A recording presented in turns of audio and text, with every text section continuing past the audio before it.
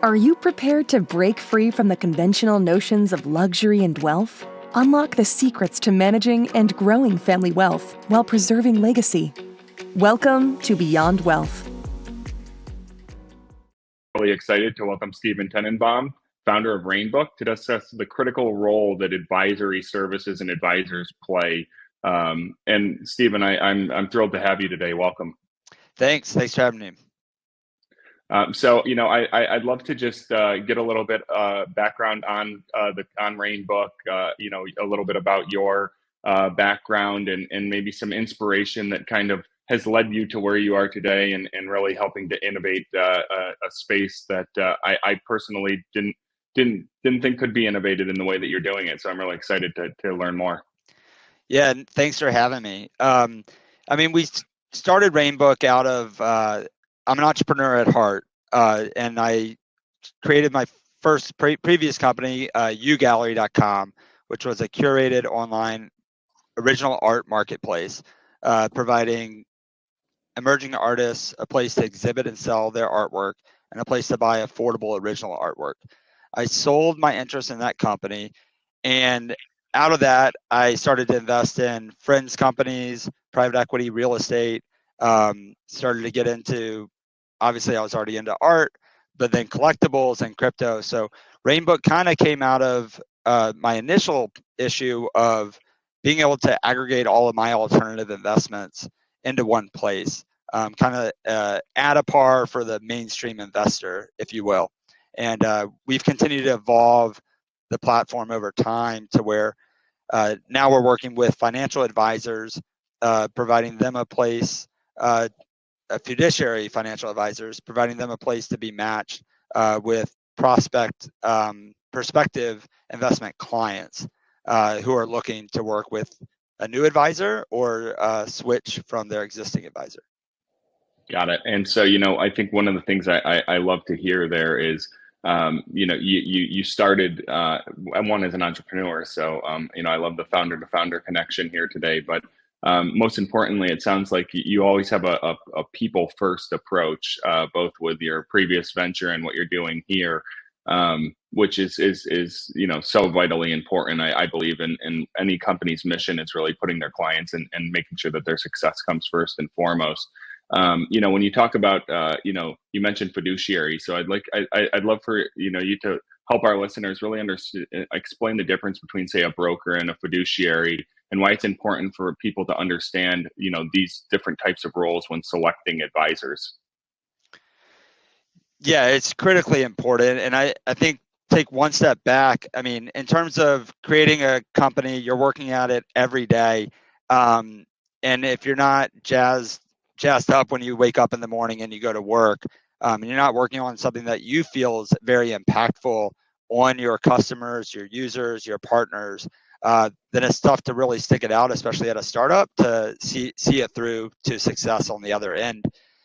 With us, we feel really strongly about the fiduciary nature of and what that means for clients working with their advisors. So Michael Kitces, who's luminary in the RIA space, which is registered investment advisor space, who are fiduciaries, he says it best. If you go into a menswear shop to buy a suit, or any shop to buy a suit, a broker is somebody who's going to sell you a suit, and they're going to make sure you walk out and you have a suit to go to whatever event. A fiduciary is somebody who's going to sell you a suit that you look really good in. They're going to make sure you look good in that suit. They have your best interests at heart. So typically, brokers basically are allowed to receive commissions. They typically work for a firm that is creating their own products. So whatever that product might be, maybe it's a mutual fund or other type of funds, and they're incentivized by their employer to push those products. They might be suitable for you, but they might not be totally in your best interest, or there might be it'll be in your best interest. I take that back, but it might not be the best available product out there for you, especially when it comes to whether down to fees and if performance is all else equal. A fiduciary is required to always put your best interests first and minimize conflicts as much as possible. And where they're not allowed to receive any commission. They typically work off a flat fee or a fixed fee or a percentage of asset fee that's fixed, and they're not skimming off the top, so to speak. So if there's one of the worst case examples that I think is out there are these broker advised 529 funds. So they'll sell you a 529 fund that you can get directly with almost all the states, if not all the states, and typically you can even get tax deductions on your state taxes with them. And they're real low fee. I know New York uses Vanguard index funds with theirs, but there are broker advised funds where they're charged, and those state run plans are usually around maybe 15 to 20 basis points in annual fees, versus these broker advised funds are 529 plan funds are like 85 basis point annual expense fee, plus the broker or that brokerage firm is receiving what's called a 12B1 fee, which is basically a kickback fee. Part of that 85 basis points, 20 basis points of that is going back to the brokerage firm. So that's just kind of the tip of the iceberg.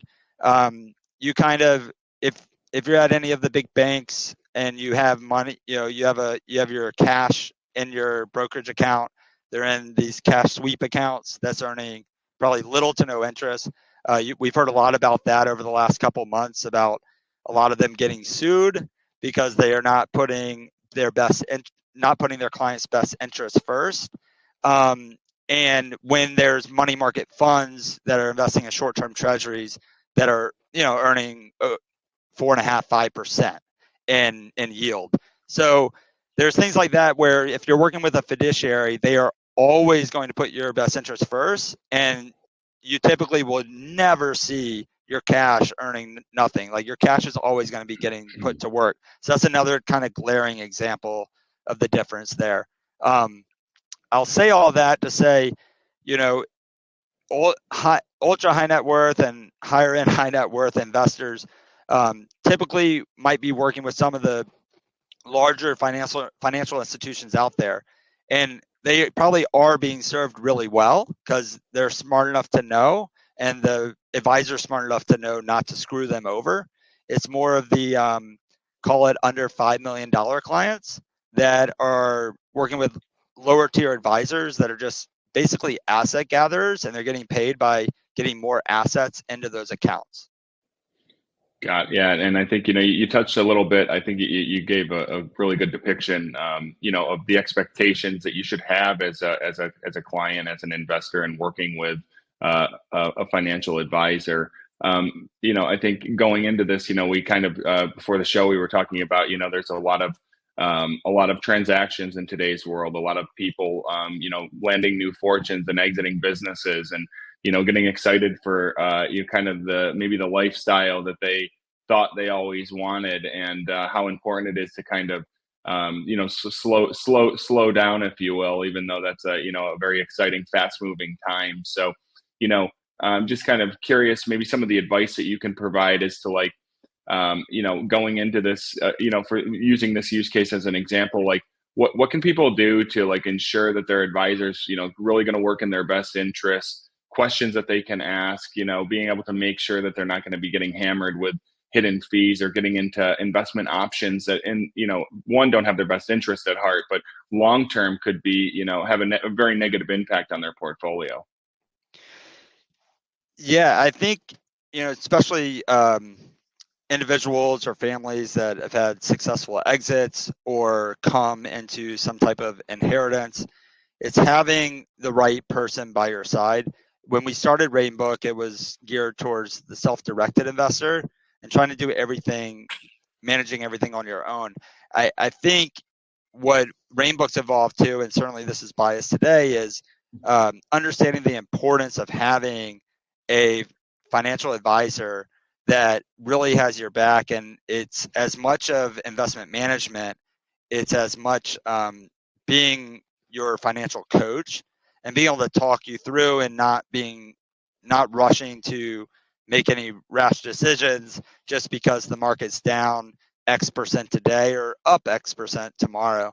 So I think that's important in terms of finding the right advisor. I think asking a lot of questions, and those questions are you a fiduciary?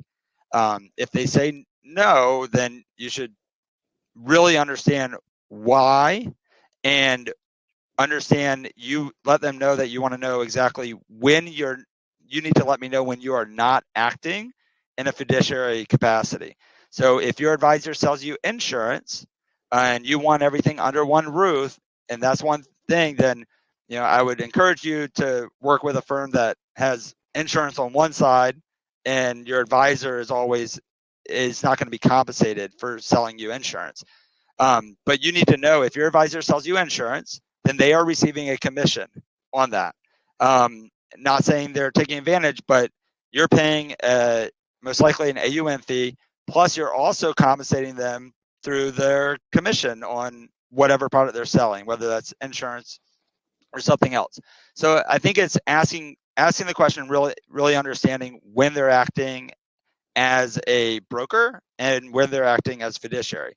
If you want to get rid of that question, and this is what I encourage clients, is just don't work with a broker. Don't work with a registered broker. I work with the person who sells me insurance. I know he's receiving commission on the insurance, and he's going to find me the best insurance product for me. But I don't mix the two. So I think that's the most important. Going with a firm, depending on who you are, you might want a more holistic firm, and which provides way beyond investment management. So you can look for the CFP designation. That's Certified Financial Planner. That's one of the most rigorous designations, where they're bound by not only the ethical standards, but they're also focused on the financial plan and creating a financial plan individual to you, and not just talking about investment management. Most of the firms, if not all the firms we work with, really focus on financial planning beyond investment management.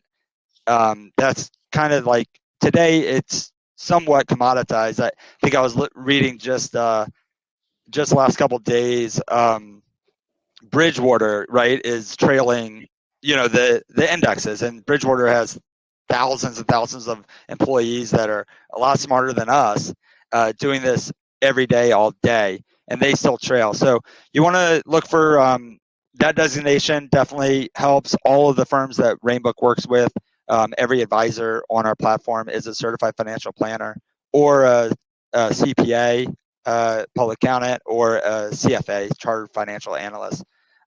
So that's all you can kind of weed through. And then we also provide an advisor analyzer, where you can go on, enter the advisor's name and firm name, and basically we'll pull a red flag report to make sure they don't have any disciplinary dings on their record. So there's certain things you can do to vet the advisors, and that's kind of why we created Rainbook. Yeah, and so that's amazing. So I'm also kind of interested to understand, like, obviously someone can't just show up and say, I want to be a part of Rainbook. You guys must do some sort of due diligence.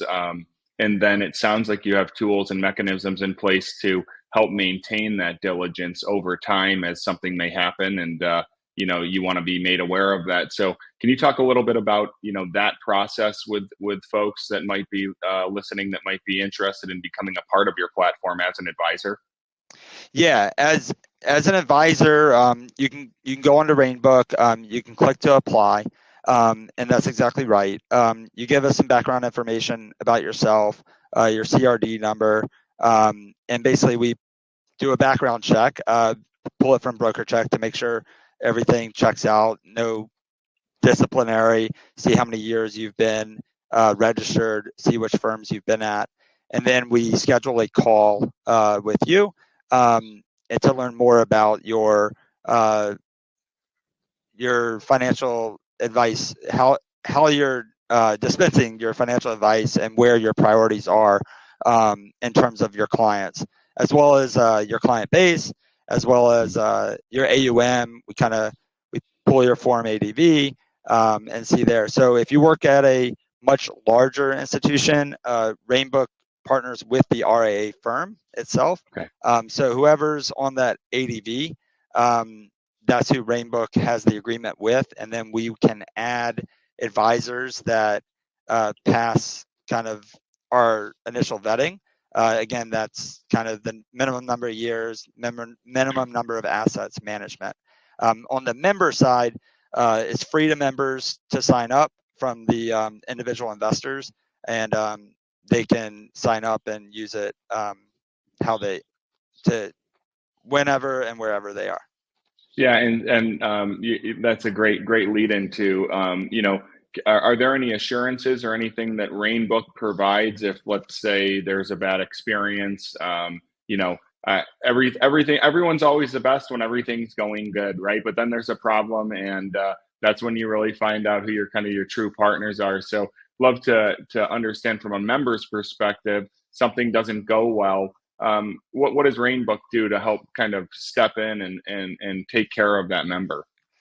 Yeah, at the end of the day, the member and the advisor relationship is unique, and we try not to get in the middle of the two. But certainly, if there's some kind of breakdown in communication, or if we can help out, we will. I mean, these are our advisor partners and the RIA firms that we work with.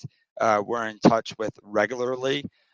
Certainly, if one person's having a bad experience, we obviously want to be certainly made aware of that, so we can understand it, and we wouldn't want that firm or that advisor to continue on the platform. I'll say as a whole, the RIA industry and fiduciary advisors, people tend to have a really good experience with those types of advisors. They're focused on a much more meaningful relationship with their clients, again, versus that asset gathering approach. And they're taking the time to learn the pain points and make sure you're being served. I mean, it goes back to being an entrepreneur like yourself or myself. Like, you wake up in the morning and you're jazzed up and excited to solve a problem for your customers. And fiduciary advisors wake up in the morning, they're entrepreneurs themselves, and they're doing the same thing. They're really excited to put their clients in the best position possible, no matter where that investment or plan might take them. Yeah, and I think that's the right approach. It's very similar, if not identical, to the approach that I've taken, which is, you're just trying to connect someone that's highly qualified that is a good person with one of your members, and make that connection for them, not getting in the middle of it, and really just being a point check for excellence. Both, is the member having an excellent experience? Is the advisor providing an excellent experience? And really kind of managing it more from like an overarching relationship, and making sure that things are good, because when it comes down to it, yeah, you're in your case, you're dealing with a lot of really great people, but some things happen, and usually the only way, one of the things that we say is really the only way to not be in this marketplace anymore is by not providing excellent service and doing the right thing for the client. So it sounds almost identical as to how you're managing that. And I do believe that's the right approach, because it makes it very easy for the member to connect with the advisor, complete agreements, and actually get underway. And there's a level of information that you really don't want to get into. You just really care that the member's happy, the advisors are seeing the benefit of being on Rainbook, and just managing those connections, like in relationships. Totally. And I mean, we're trying to extend it one step further, especially for advisors and RA firms. We're basically packaging our advisor analyzer into similar to how we use it from a marketing standpoint, as a wedge or a hook to bring in new investors and match them with advisors.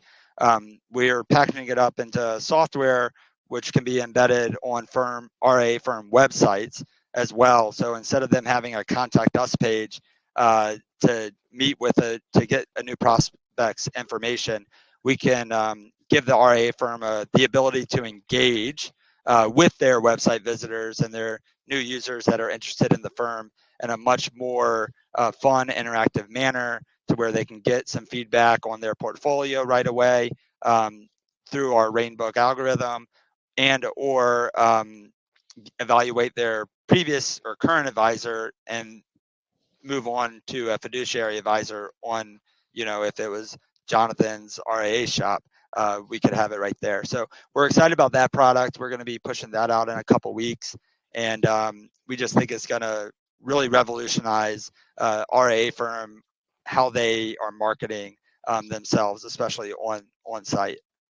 Yeah, and I have to ask, just in today's world of technology, are some of the insights and inferences that you're able to provide your advisors AI driven? So I'm hesitant to say no, not AI driven, but I think AI is a catch-all for machine learning and pulling, learning a lot of insights that you can infer from. We try to, when it comes down to reviewing fees, so basically clients can log on and they'll get a fee breakdown of, you're paying this in AUM fees, you're paying this in layered portfolio fees, which are those expense ratio fees that you're paying as part of the fund. You're in front-loaded mutual funds where you're paying literally 2.5% every time you off the top before you actually put money in.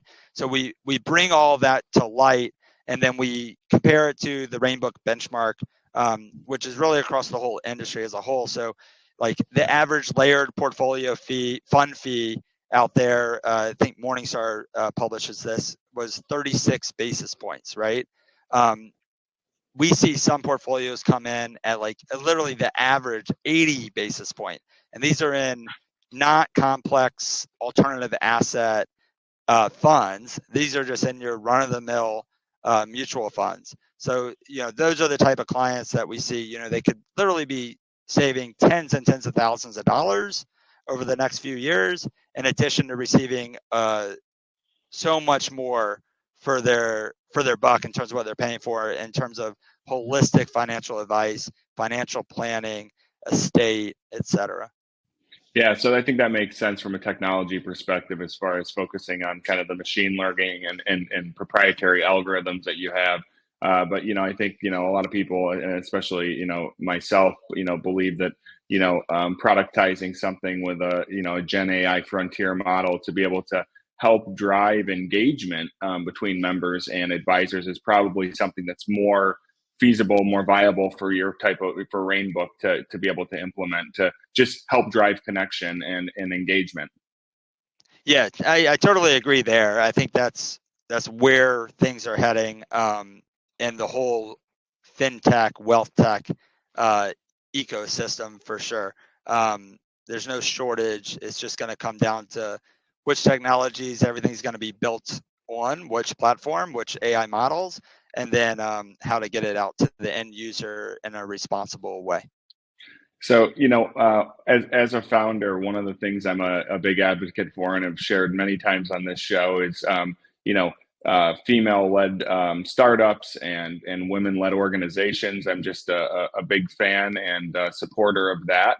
One of the things that we also talked about that I really want to touch on, that I feel it makes Rainbook very unique, is the gender balance that you guys bring, and and understanding the importance of gender balance and that diversity, and how it ultimately will best benefit clients to have some sort of balance within their portfolio, and something that you bring to Rainbook. I'd love to just kind of learn the why behind that, and from your perspective, and understanding a little bit more about what that actually really means.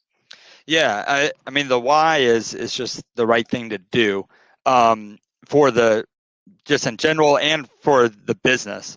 So we're striving to become the first gender balanced network, advisor network that's out there. I say striving because one of our requirements is CFP, CPA, or CFA, and I think it's a little bit less than a quarter of CFPs are female. So you don't have it's a male dominated space. But in terms of where the wealth is on the investor side, it's increasingly female is probably women are the greatest, the highest growth rate in terms of investors coming on board, especially nowadays. So women typically live longer. So you have a lot of the boomers, right? And their spouses, if the guy dies, the spouse takes over and inherits that wealth. So you hear about the great wealth transfer.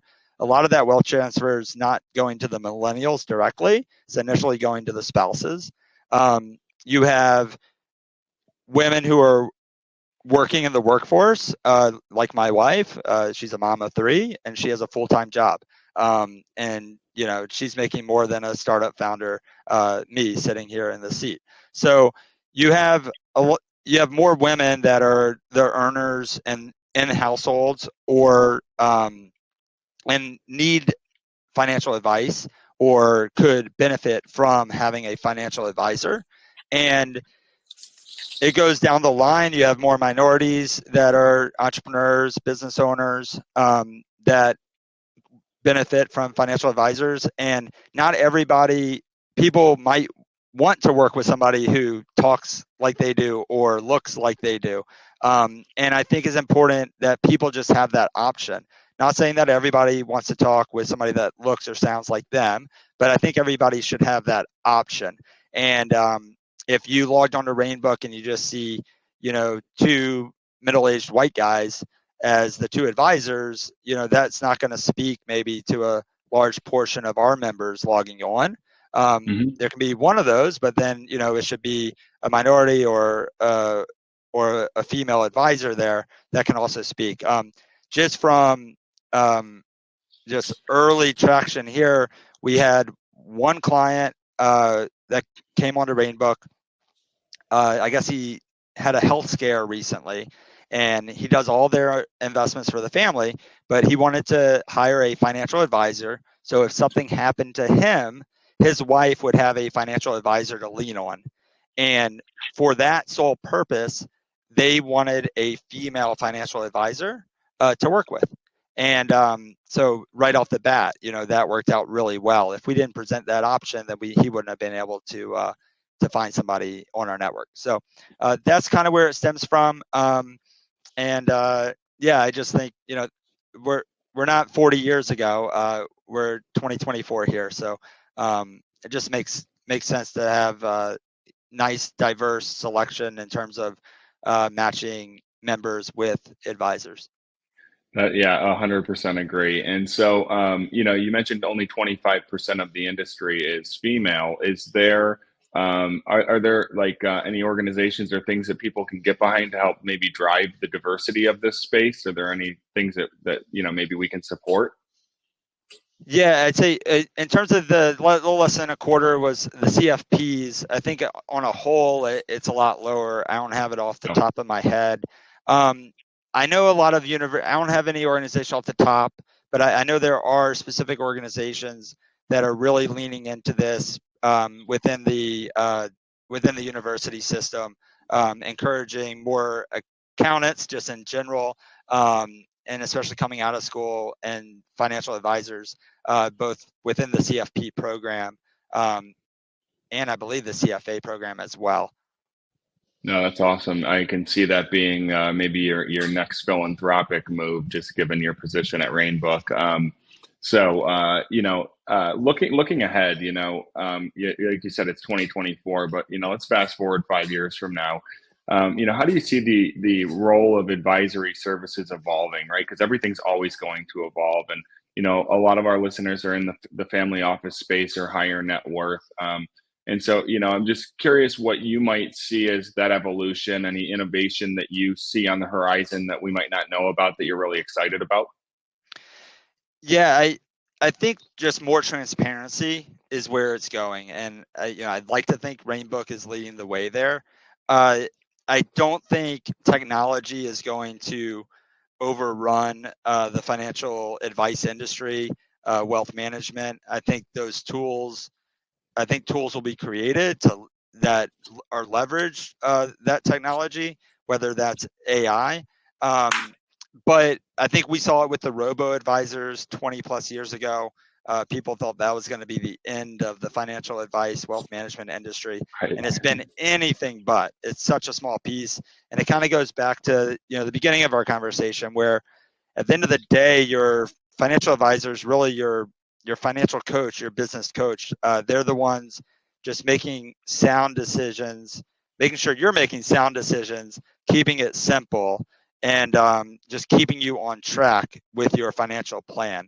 And I think if you have a financial plan based approach, I think you're going to be in good hands in terms of, so in that sense, looking out 5 years, I think it's just going to be more, I think technology is going to leverage financial advisors to have more, better, higher quality conversations and relationships with their clients.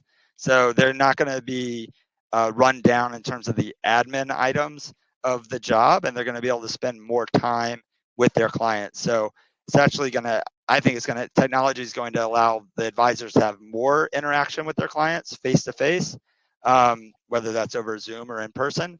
And that's where the wealth industry is going to be really leveraging the wealth tech and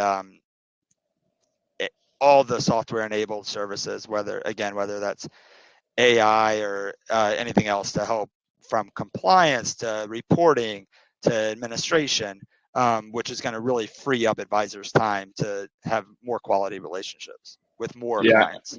Yeah, I mean, I think it's that, I remember, right, technology, maybe a few years back, everyone was scared that it was going to replace people, but in the wealth management space, and a lot of people thought that was due to the increase in transparency, but something that you just mentioned, and something that will always be true forever, is that we all need coaching. We all need somebody to help us somewhere in our journey, and no technology will ever replace the ability for people to help coach other people. So I'm right there with you, Steve, and I don't see technology replacing people within this space. I always try to see the technology, enabling them to do more good in their space and serve more people. Because I can tell you that one of the things that we're watching very closely is the fact that there are more people to serve and not enough qualified people to serve them, and we're seeing that across all industries, especially here in the United States. So I love to see. I'm going to love to hopefully watch that innovation and have a front row seat to technology doing really great in the advisory space within all aspects. And I'm excited to jump onto your platform and learn more about it firsthand. So, kind of going into a little bit of, I like to go beyond wealth with all of our guests, and have you just share with us some of the things that you do personally, to stay, emotionally, mentally, physically fit. You seem happy, and that's great, but that takes some time and some work. So maybe you just share some of the things and some of the tactics that you employ personally to take care of yourself. Yeah, I think I think personal life takes up 50% of your time, and work takes up 50% of your time. If you have both and you're really happy at both, then you're probably a really happy person. If you have one of the two, you're probably pretty happy, but you look to improve. Everybody has stresses. Obviously, startup founder has its own stresses. Right now at home, I'm consumed with three toddlers under 5, 4, and 1. So yes, so I would love to have more sleep. But I used to run a lot more. I really enjoy running. I think physical health is really important to keep the brain healthy. I certainly enjoy sports as my outlet, whether that's playing with my kids or watching my Atlanta sports teams, and just getting out there, whether it's shooting the basketball with friends or playing tennis. I think one thing out of COVID that I think most all of us learned was to appreciate your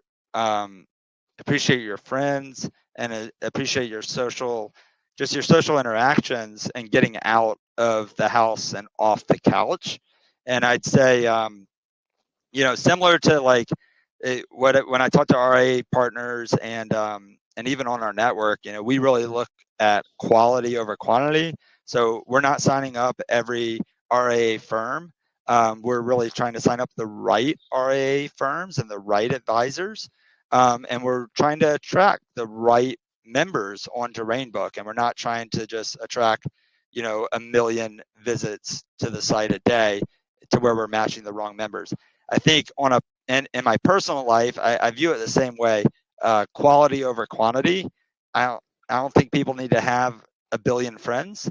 I'm pretty limited on social media. I got off of Instagram last year. I'm on LinkedIn, so you can find me there. But I tend to look at my personal relationships the same. If you have a few really good quality friends and relationships out there, it's going to have a lot more meaningful impact on you as a person than trying to be friends with everybody.